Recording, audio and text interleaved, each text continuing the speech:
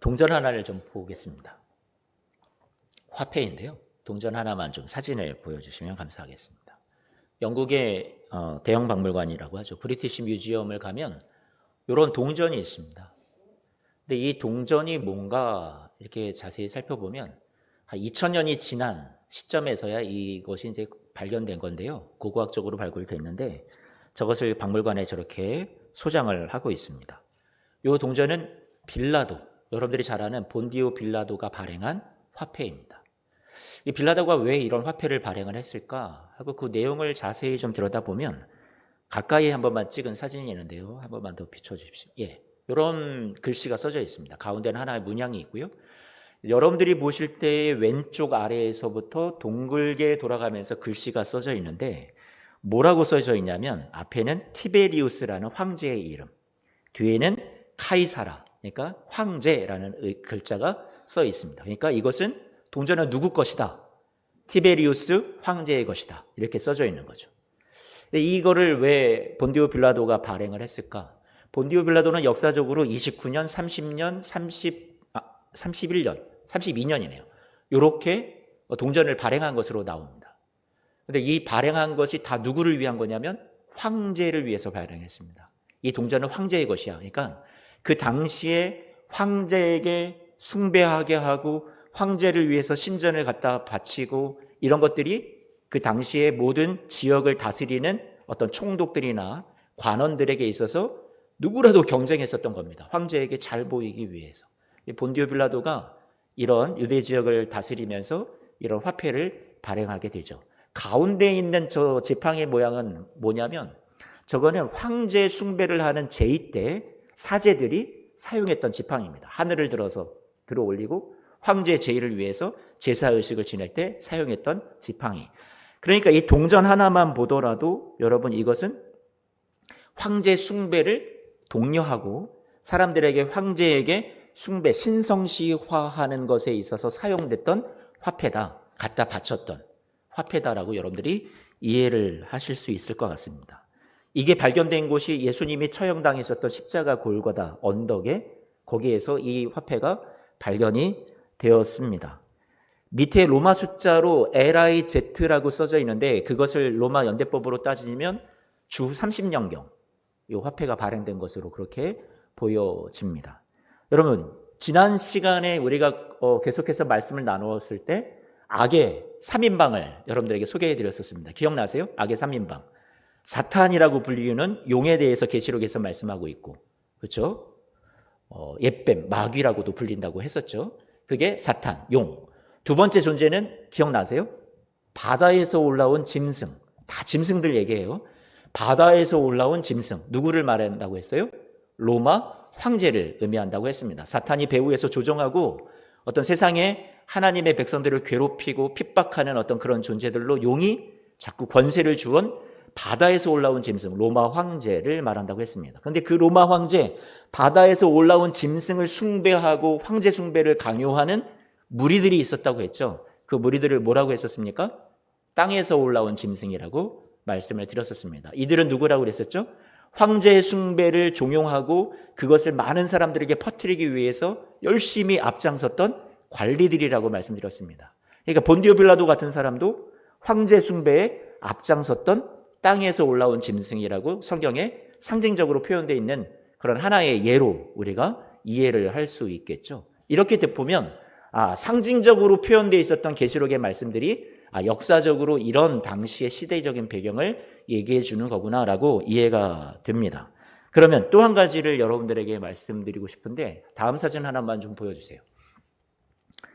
이것은 데키우스라는 로마 황제가 200년이 넘었던 시점입니다. 기독교인들이 또 박해를 받던 때고 그때 이 로마 황제가 기독교인이 아니라는 증명서를 끊어주는데 바로 이게 그 증명서였습니다. 기독교인이 아니다. 이거는 로마 황제를 숭배하는 것을 칙령으로 이 데키우스 황제가 내렸습니다. 그러니까 로마 황제를 숭배하고 그 황제를 숭배하는 제의에 그 제사에 참여하고 그 제의 가운데 나는 기독교도가 아닙니다라고 선언하고 자기 입으로 선언하면 그 위원회가 특별위원회가 구성이 되어 있었는데 그 사람들이 증인이 되어서 이 증명서를 써주는 거죠. 이거는 어떤 뭐 근거 없는 얘기가 아니라 로마인 이야기, 시오노 나나미가 기록한 로마인 이야기의 제 12권에 나오는 이야기입니다. 이런 사진이 여기 증거 자료이고요.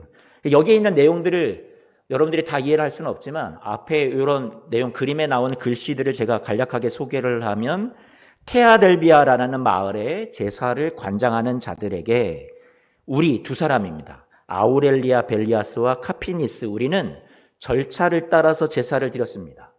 저희는 이 증서에 서명해 주실 것을 요청합니다. 그리고 저기에 서명이 있는데 두 사람입니다. 우리 세레누스와 헤르마스는 그대들이 제사하는 것을 보았노라 하고 맨 밑에 황제의 이름으로 서명을 하고 여러분 이 증서를 주는 거죠. 이 증서를 가지고 있었던 사람들은 무엇을 면제받았냐면 처벌을 면하고 매매를 금지당하는 것을 면하고, 그러니까 이 증서를 계속 갖고 다닐 수 있었던 거죠. 여러분 이런 것들을 리벨루스라고 하는데, 이 증서를 리벨루스. 그러니까 이런 증서를 볼 때 우리가 지금의 666이 여러분들에게 제가 말씀드리고 했던 건 뭐냐면, 뭐 오늘날 우리가 이해하는 뭐 베리칩이다, 유튜브에서 그렇게 하도 사람들을 미혹하는 잘못된 종말론의 시점과 음모론과 그리고 잘못된 해석을 통해서 우리에게 가르쳐주고 있는 두려움과 공포를 조장하는 뭐 지옥에 간다, 바코드다, 뭐 코로나가 유행할 때는 뭐 백신을 맞으면 그게 뭐 666 짐승의 표를 받은 거다, 하도 얼마나 많은 잘못된 이론들이, 생각들이 많이 있었습니까? 그런 것들 다 아니라고요. 이 당시에 계시록 당시의 성도들이 딱 들으면 이해할 수 있는 숫자, 짐승의 수라고 했으니까 로마 황제를 말하는 것이었고, 한 사람의 수라고 했으니까 특정한 어떤 로마 황제의 이름이 거기에 기록되어 있다라고 다 받아들일 수 있고 이해했던 이름이었습니다. 숫자였습니다. 증표였다라는 거죠. 그러니 그 당시의 성도들에게 그것이 알려지고 그런 핍박을 받고 있는 성도들에게 그 666이라는 표를 받지 않으면 모든 매매 활동이 금지되고 생계의 위협을 받고 핍박받고 처형당하는 그들에게 위로와 소망을 주고자, 이게 끝이 아니야. 그래서 주어진 성경 기록이 요한계시록 말씀이고, 분명히 여러분들에게 말씀드렸죠. 1장 1절에 뭐라고요? 반드시 속히 일어날 일을 기록한 것이라고 말씀드렸었습니다. 그러니 오늘날에 뭐 베리칩이다, 뭐 666이 이마에 뭐에 사람 생체에 이식을 하면 지옥을 간다, 여러분 이런 거 절대로 믿지 마시라고 제가 지금 역사적인 증거 자료들을 여러분들에게 지금 제시해 드렸습니다.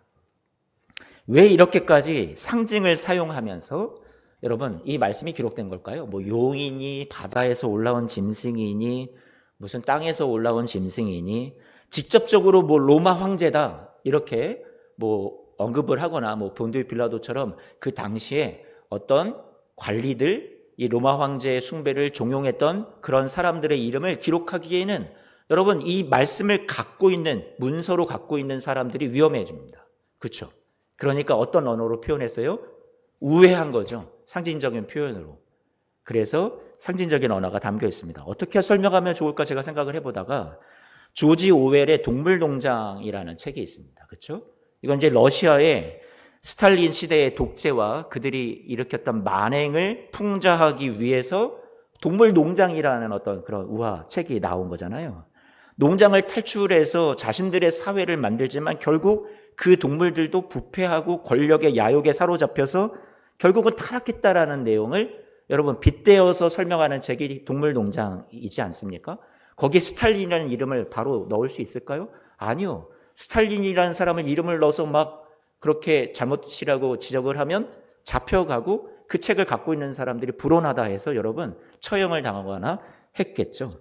그러니까 이런 동물농장으로 빗대어서 풍자하고 상징적인 언어를 사용했던 겁니다. 마찬가지예요. 요한계시록 말씀도 당시에 어떤 이런 문학적인 장치를 이용해서 당시의 성도들에게 위로하고 힘을 주고 자기들끼리 아는 언어로 그들을 용기를 북돋아주기 위해서 이 말씀이 쓰여졌던 거죠.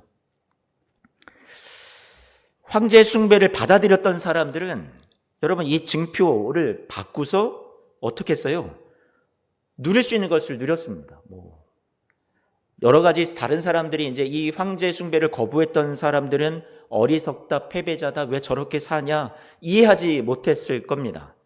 모든 상거래 활동이 중지되고 생계에 위협이 되고 핍박이 있고 어려움이 있는데 굳이 저 표를 안 받고 살아가나.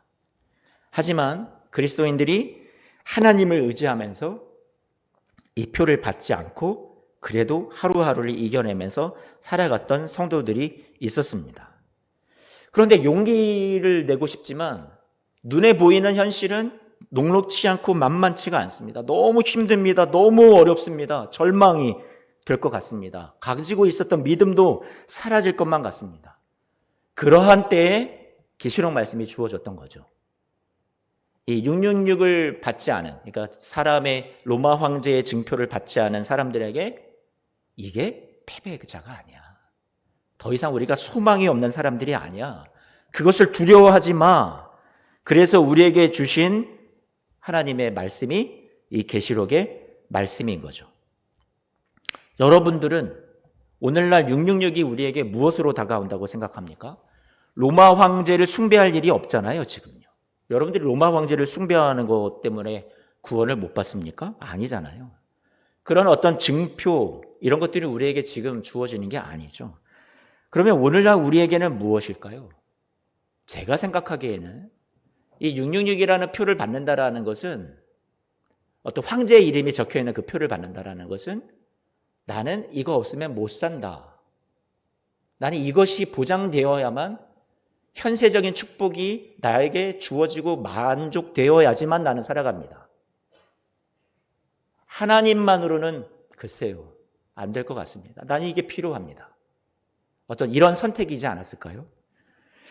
그러면 오늘날 우리에게 666이라는 것은 우리가 살아가는 매일의 일상에서 우리가 경제적으로 너무 어렵고 육신의 건강을 잃고 세상의 성공과 내가 원하는 소원이 다 이루어지지 않는, 아프기만 하고 늘 속상한 일이 많이 일어나는 우리의 삶 가운데 우리가 그럼에도 불구하고 나는 하나님 때문에, 하나님이 주신 약속 때문에, 주님의 사랑 때문에 생명을 다 바쳐 날 구원하신 그 사랑을 내가 끝까지 믿기에 어렵지만 어제도 오늘도 또 앞으로 내일도 하나님 나는 이겨나갈 수 있을 것 같습니다 하는 우리의 신앙의 고백이 있다면 여러분들이 666을 멀리하고 여러분들은 그것을 짐승의 표를 받지 않고 오늘도 내일도 살아가는 신앙의 모습이라고 생각이 됩니다.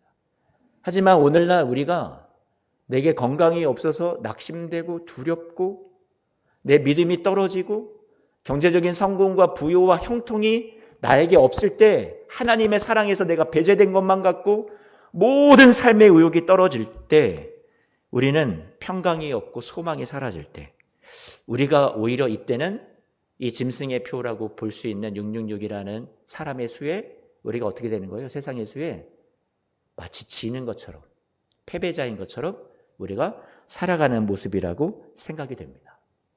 오늘날 666은 베리칩이나 이런 곳으로 오는 게 아니라 바로 삶의 일상에서 우리의 삶의 모습으로 다가온다라는 거죠.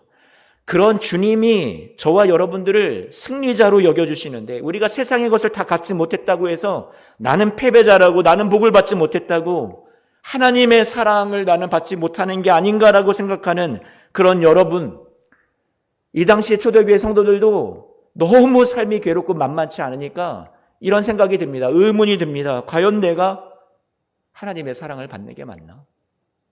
주님이 나에게 승리를 주신 게 맞나? 그냥 내가 그거 표 받으면 그냥 편하게 살 수 있을 것 같은데 저 표 없어서 내가 이렇게 살아야 되나? 여러분, 이런 생각을 갖고 있었던 사람들, 회의감에, 절망감에 용기를 잃어가던 사람들에게 여러분, 성경이 오늘 14장 말씀이 그래서 주어지는 거죠. 한번 생각을 해보세요. 12장에 13장에 용 이야기입니다. 바다에서 올라온 짐승 이야기입니다. 땅에서 올라온 짐승 이야기입니다. 온통 막 짐승들이 날뛰는 이 땅의 어두운 현실을 12장 13장에 보여주었습니다. 요한이 생각할 때도 진짜 어둡다. 우리 함께 살아갈 성도들이 너무 고난이 많구나 생각을 했었습니다. 근데 이게 끝이냐? 아니요. 14장에 와서 하나님이 눈을 들어서 다시 무엇을 보게 하시는 거예요? 하늘을 보게 하십니다. 이 땅의 어두운 현실도 보게 하셨지만, 그거를 직시하게 하셨지만, 그게 끝이 아니야 하시면서 14장에서 무엇을 보게 하신다고요? 하늘을 보게 하십니다. 우리의 시선을 땅에만 머물렀던 우리의 시선을 어떻게 해요? 바꾸셔서 하늘을 보게 하시는 거죠. 그 내용이 14장의 말씀입니다. 같이 한번 14장 1절 말씀을 함께 읽어보겠습니다. 시작. 또 내가 보니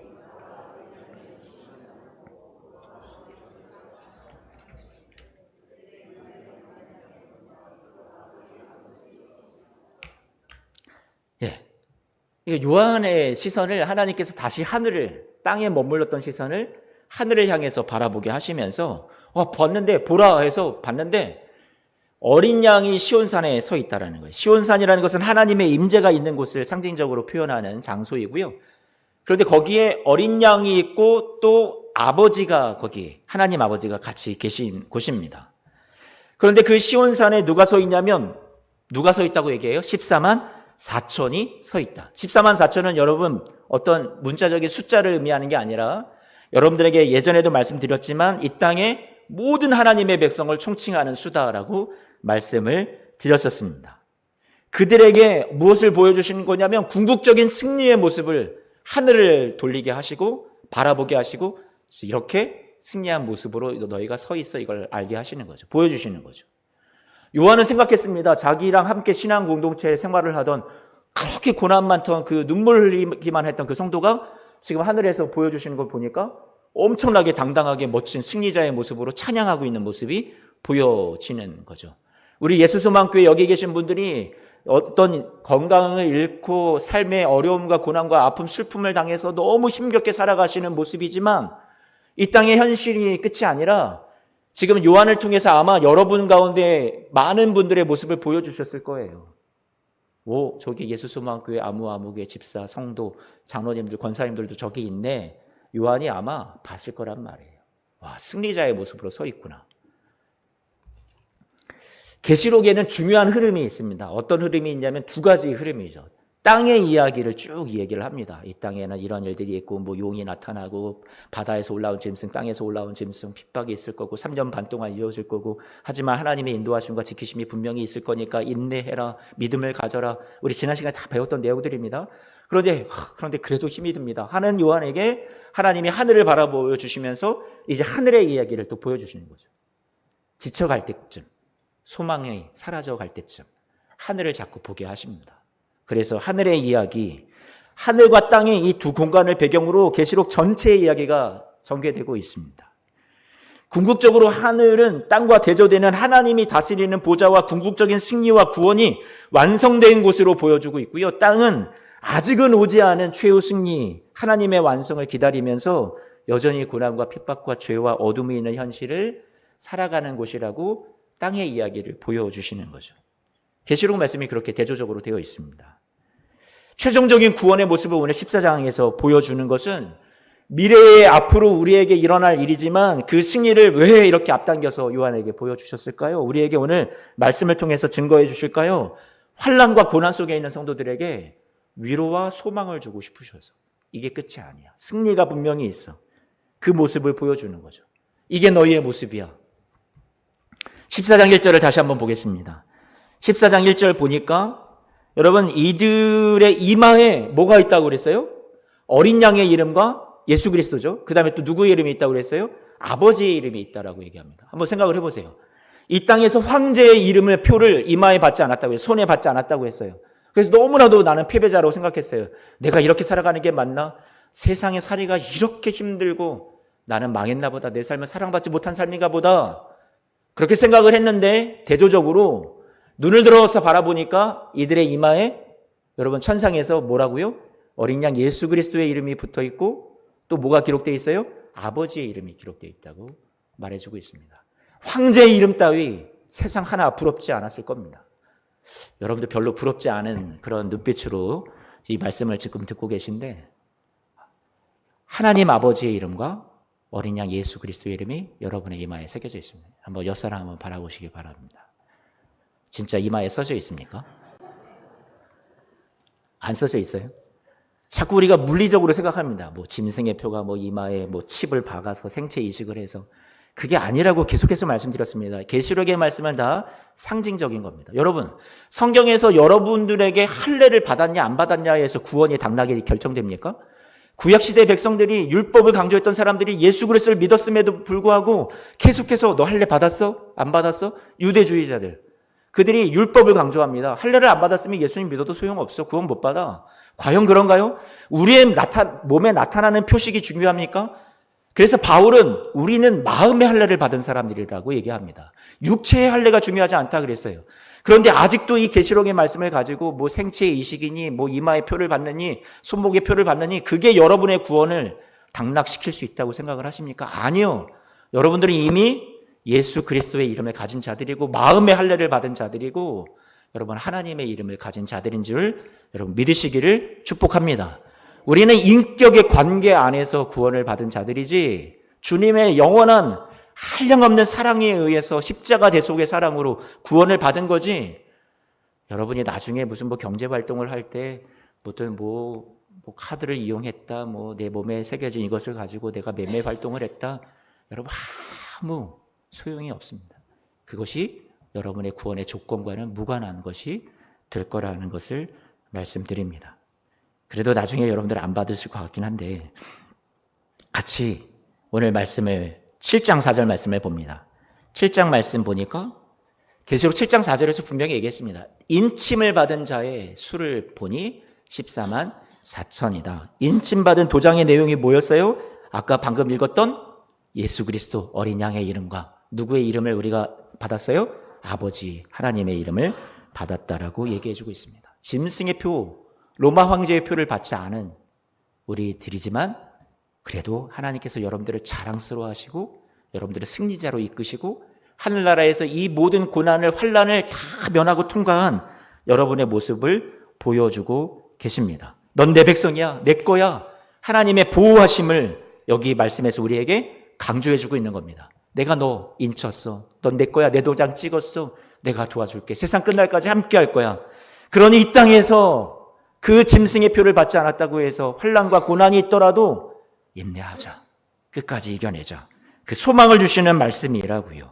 같이 2절 말씀 봅니다. 2절 말씀 보니까 여기에서 그 표만 이 하늘에서 이마에 하나님의 이름과 어린 양 예수 그리스도의 이름이 붙여져 있는 것만 보여주신 게 아니라 소리를 듣게 됩니다. 요한이. 그런데 그 소리가 엄청난 큰 소리입니다. 여러분 어떤 비가 막 폭포수와 같이 떨어졌을 때 그 물소리 같은 거 여러분 들어보신 적 많으시죠? 무서울 정도로 큰 소리입니다. 어쨌든 큰 소리, 우렁찬 소리, 우레소리, 뭐 검은 고 타는 소리. 도대체 이 소리가 뭘까? 요한이 잘 들어보니까 3절 말씀에 좀 더 자세히 나오는데 그 소리는 어떤 소리였냐면 새 노래를 부르는 소리였습니다. 구원받은 사람들이 하늘나라에서 승리한 최후 승리를 얻은 사람들이 땅에서 속량함을 받은 이 14만 4천이라는 사람들이 이 노래를 이 땅에서 배워서 그 하늘나라에서 노래를 부르는 겁니다. 그 모습, 그 광경을 요한이 바라보게 돼요. 이 노래가 뭘까요? 여러분은 하늘나라에 올라가서 어떤 노래를 부르게 될까요? 힌트가 있습니다. 계시록 7장 말씀인데요. 같이 계시록 7장 9절, 10절 이하로 해서 13절까지 같이 한번 말씀을 좀 봤으면 좋겠습니다. 14만 4천이라고 해서 이 수, 문자적인 수가 아니라고 했죠. 이 14만 4천은 7장 9절에 여러분 설명해 주고 있습니다. 어떤 사람들이라고요? 이 일 후에 내가 보니 각 나라와 족속과 백성과 방언에서 내가 셀 수 있는 14만 4천만 아니죠? 뭐라고요? 아무도 능히 셀 수 없는 큰 무리가 나와서 흰옷을 입고 손에 종려가지를 들고 보좌 앞과 어린 양 앞에 서서 무엇을 합니까? 같이 10절 말씀 읽습니다. 함께 읽어봅니다. 시작.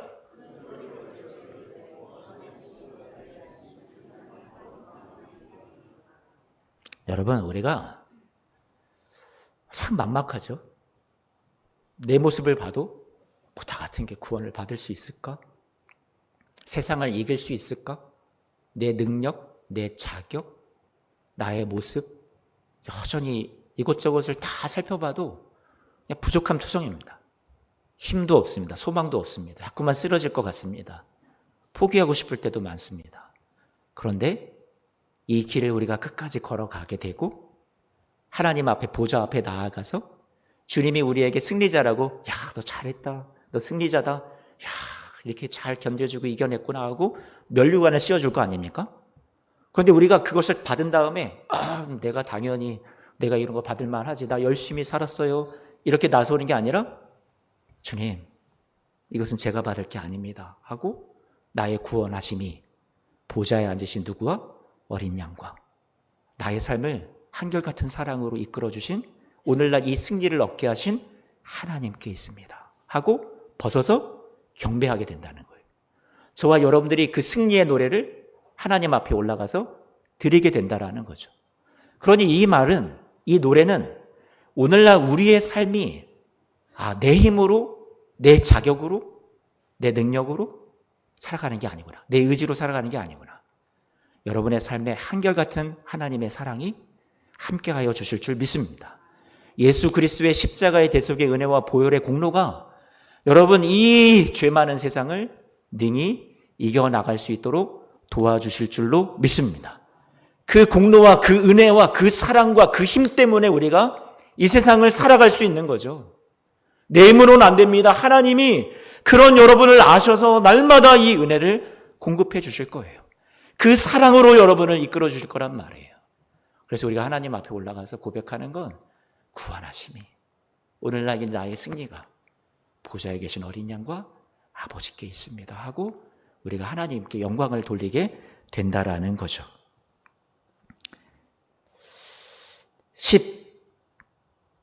12절, 13절, 그 11절부터 다시 12절, 여기 이르되, 죄송해요, 11절 말씀인데 시간이 좀 없어서 제가 줄이려고 했었거든요. 모든 천사가 보좌와 장로들과 내생물 주위에서 서 있다가 얼굴 대고 하나님께 또 경배합니다. 12절 같이 읽어볼게요. 이르되 아멘, 찬송과 영광과 지혜와 감사와 존귀와 권능이 힘이 누구에게 있다고요?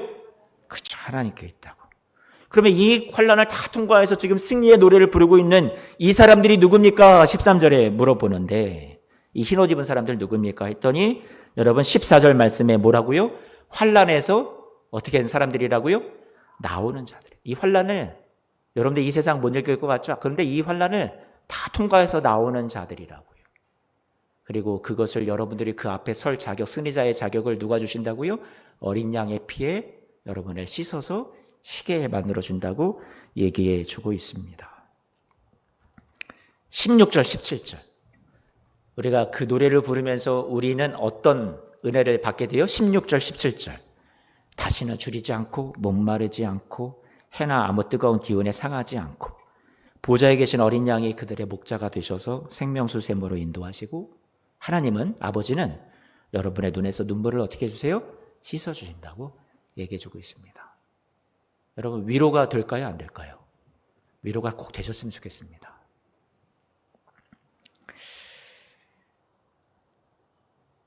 사랑하는 성도 여러분, 오늘 여러분들의 삶에 하나님께서 이것을 보라라고 오늘 권면하고 있습니다. 힘들고 절망스럽고 어두운 일이 이 땅에 계속되고 있지만 눈을 들어서 오늘 이 계시록 14장 말씀은 어디를 주목하라고요?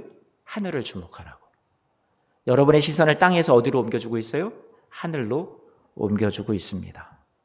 최종적인 승리의 그림에 주목하고 오늘을 살아달라고 우리에게 부탁하시는 말씀입니다. 당시의 성도들이 짐승들에게 먹히고 잡혀가 화형당하고 죽임당하고 온갖 고문과 학대와 매장당하고 버림을 당하고 세상의 조롱거리가 된 그리스도인들, 그들이 내가 잘못 사는 것 같다, 패배자인가 보다 낙심하고 있을 때 계시록은 이 땅의 현실만 보지 말고 하늘을 다시 바라보게 하셔서 그들에게 소망을, 그들에게 위로를 주고 계십니다. 승리의 노래를 부르고 있는 모습을 바라보라고 하십니다. 오늘날 우리 성도들의 삶은 믿음의 싸움입니다.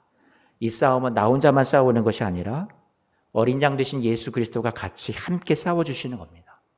우리만 구원해 놓으시고 그 뒤로는 아무것도 안 하시는 분이 아니라 우리의 고난과 눈물 속에 여전히 동행하시고 승리를 같이 소망해 주시고 우리가 시선을 그곳에 둘 수 있도록 끊임없이 격려하시는 분이세요. 여러분, 우리 성도님들에게 제가 부탁합니다. 다시 한번 가슴을 펴고 어깨를 당당히 또 펴시고, 여러분 하나님께 속한 자라는 것, 여러분의 이마에 하나님 아버지의 이름과 어린 양 예수 그리스도의 이름이 있다라는 것. 하나님이 자랑스럽게 여기신다는 것. 넌 내 거야. 내 소유야. 내가 인쳤어. 내가 끝까지 보장해. 책임질게. 인도할게. 그렇게 같이 걸어가 주시는 싸움이라는 것. 그것을 오늘 여러분들에게 보여주고 싶어 하십니다. 요한은 이미 승리한 자로서 자신을 포함한 당시 같이 신앙생활했던 교회 공동체가 우리 여기 있는 예수소망교회 성도님들도 아마 다 보았을 겁니다. 승리의 모습으로 노래를 부르고 있는 그 모습을 다 보았을 겁니다. 그게 여러분들의 모습이에요. 아마도 우리는 이 땅에서 또 힘들고 어려운 일을 겪게 될 겁니다.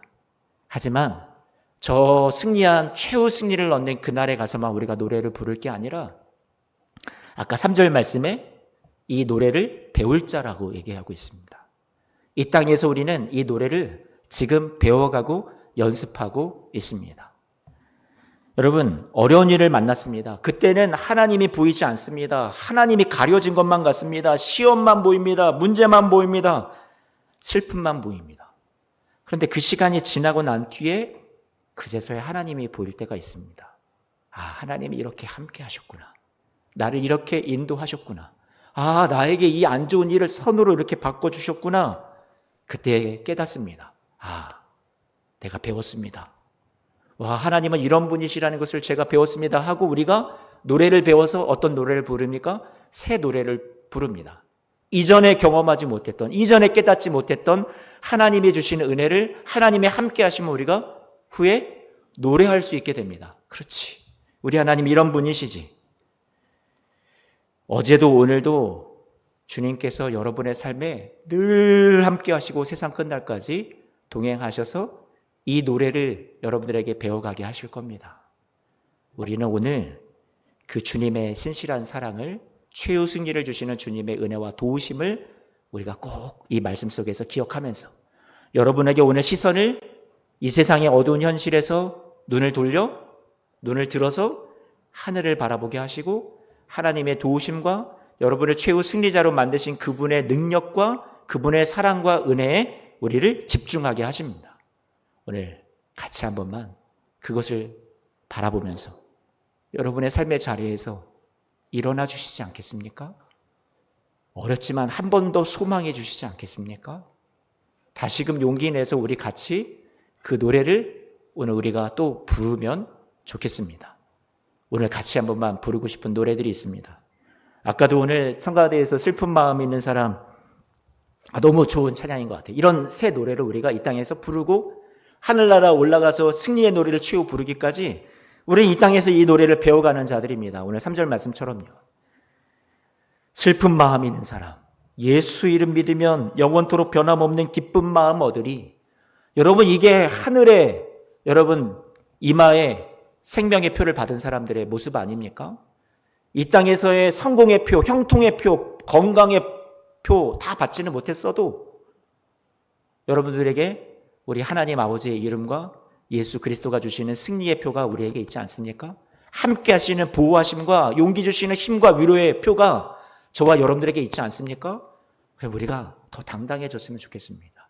하나님은 여러분을 패배자라고 말씀하시지 않습니다. 너는 승리자야. 이겨내자. 말씀하십니다. 예수의 이름은 세상의 소망이요 예수의 이름은 천국의 기쁨일세. 그래서 우리 갈 길 다 간 후에 보좌 앞에 나아가 왕의 왕께 경배하며 면류관을 드리리. 오늘 성가대 너무 귀한 찬양 아닙니까? 예수의 이름이 세상의 소망이고, 이 세상 살아가지만 그게 우리의 소망이고, 이 세상을 땅을 딛고 살아가지만 어두운 현실이지만 천국의 기쁨을 예수의 이름 때문에 우리는 간직하며 살아갑니다. 이 고백 아니었습니까? 너무 아름답습니다.